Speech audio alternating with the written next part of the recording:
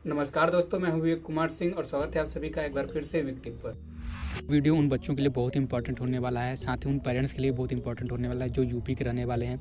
साथ ही साथ उनके बच्चे जो है कि किसी मेडिकल कोर्स में एडमिशन लेना चाहते हैं, जैसे एमबीबीएस में लेना चाहते हैं या एम फार्मा में लेना चाहते हैं या बी फार्मा में लेना चाहते हैं।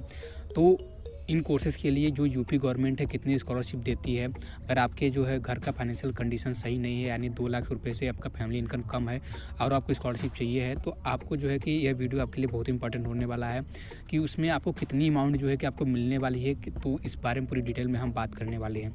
तो सबसे पहले आपको क्या करना है कि जैसे मैंने स्टेट बैकवर्ड वेलफेयर डिपार्टमेंट की ऑफिशियल वेबसाइट को ओपन कर रखा है, पिछड़ा वर्ग कल्याण विभाग। आप अगर जनरल कैटेगरी के हैं या फिर SC ST के हैं, माइनॉरिटी के, तो अपने वेलफेयर डिपार्टमेंट को भी ओपन कर लेते हैं। लेकिन पिछड़ा वर्ग कल्याण विभाग की वेबसाइट पर पूरी डिटेल में इन्फॉर्मेशन दी गई है और पूरी जो रेट है, जो स्कॉलरशिप की रेट है, लगभग सेम ही है। तो कोई दिक्कत नहीं है, आप इस पर समझ लेते हैं तो आपको जो है कि आपका जो है कि आपके कैटेगरी के लिए भी आपको लगभग उतनी ही स्कॉलरशिप मिलने वाली है।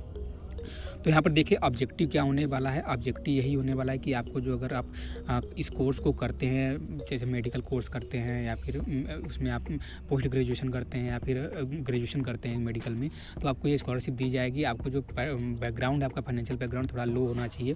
और यहाँ पर आप बात करें एलिजिबिलिटी की, तो एलिजिबिलिटी में यहाँ पर देखिए है कि native and under study in Uttar Pradesh. तो आप जो है कि उत्तर प्रदेश के निवासी हों, साथ ही आप उत्तर प्रदेश में ही किसी भी कॉलेज में अध्ययनरत हों।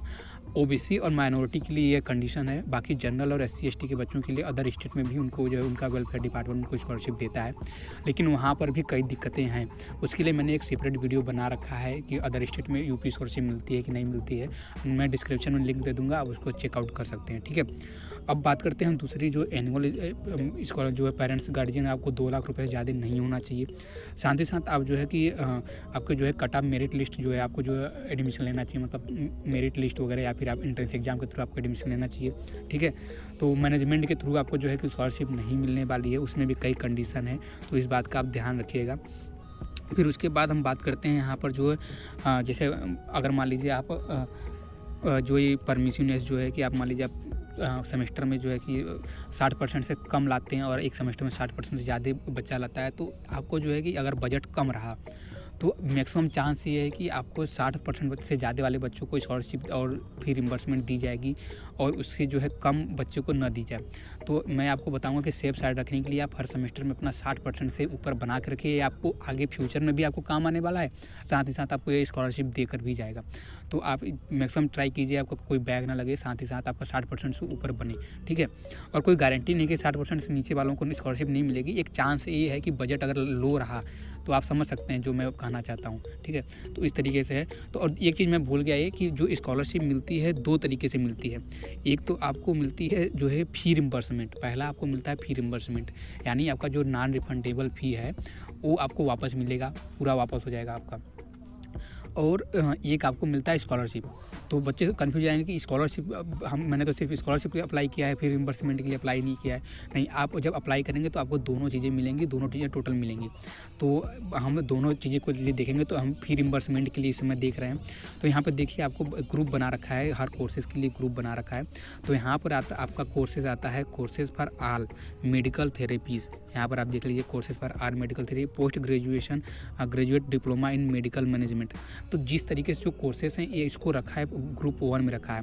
तो ग्रुप 1 में रखने का मतलब ये है कि आपको जो है कि मैक्सिमम आपका जो एनुअल फी रिम्बर्समेंट है वो 50,000 रुपये है। यानी आपका जो फ़ी रिम्बर्समेंट होना है अधिक से अधिक 50,000 रुपये ही होगा।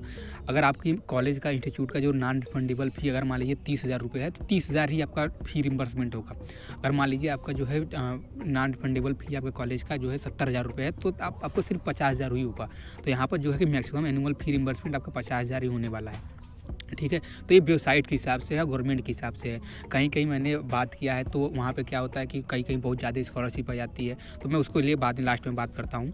तो इस तरीके से आपको 50,000 रुपये जो है कि फी रिम्बर्समेंट मैक्सिमम मिलने वाला है। तो आप देख लीजिएगा अपने कॉलेज में, अगर वो 30,000 से मतलब 50,000 से कम है तो आपको 50,000 से कम वाला मिलेगा। अगर आपको 50,000 से ज़्यादा है तो आपको मैक्सिमम 50,000 ही लिमिट है, तो 50,000 से उतना मिलेगा। फिर अब बात करते हैं हम स्कॉलरशिप की। तो स्कॉलरशिप ओपन करने के लिए आपको यहाँ पर स्कीम में आना पड़ेगा और यहाँ पर पोस्ट मैट्रिक स्कॉलरशिप स्कीम पर क्लिक करना पड़ेगा। तो यहाँ पर आप क्लिक कर लीजिएगा। तो यहाँ पे क्लिक करने के बाद देखेंगे, यहाँ पर आप आएंगे तो यहाँ लगभग आपको सब चीज़ सेम ही है, कोई दिक्कत नहीं है। आप वहाँ पे देख लिए थे पहले में। तो यहाँ पर आप जब हॉस्टलर होते हैं और आप जब डे स्कॉलर होते हैं तो आपको 1200 जो हॉस्टलर है 1200 रुपये पर मंथ के हिसाब से आपको स्कॉलरशिप दी जाती है। तो 1200 रुपये पर मंथ के हिसाब से ग्रुप 1 के लिए आपको कितना होगा, 14,400 रुपये आपको लगभग साल भर का पड़ेगा। तो आपको जो वहाँ पे जो फ़ी रिम्बर्समेंट हुआ आपका 50,000 मैक्सिमम आपका फ़ी रिम्बर्समेंट होगा।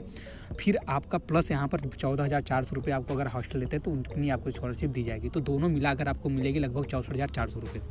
अगर आपका मान लीजिए यहाँ पर आपका डे स्कॉलर हैं आपको मिले 550 रुपये यानी लगभग 6 से 7 हज़ार के लगभग।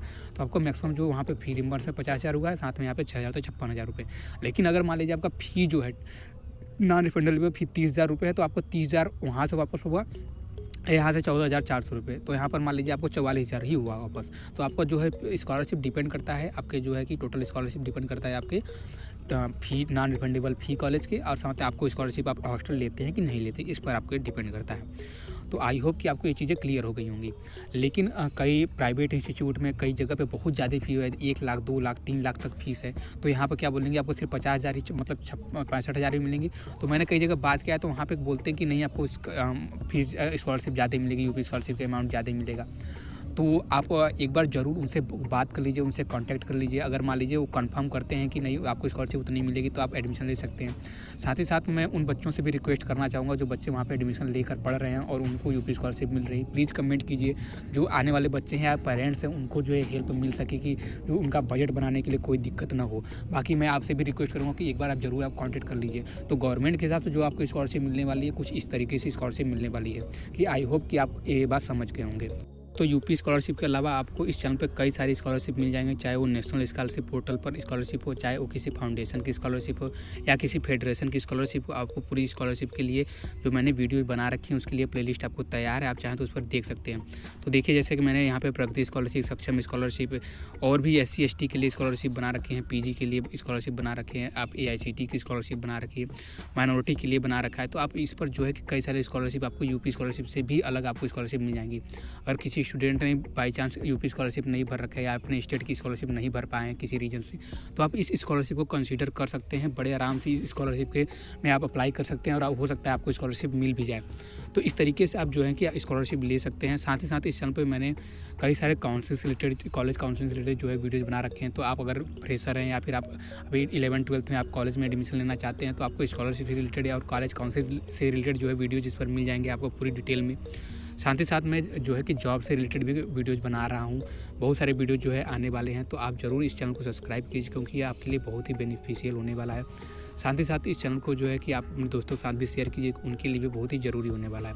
दोस्तों इसी के साथ मिलेंगे अगली वीडियो में। अगर ये वीडियो आपको अच्छा लगा तो प्लीज़ इस वीडियो को लाइक कीजिए, चैनल को सब्सक्राइब करना बिल्कुल मत भूलिएगा। तो मिलेंगे अगली वीडियो में, तब तक के लिए बहुत बहुत धन्यवाद।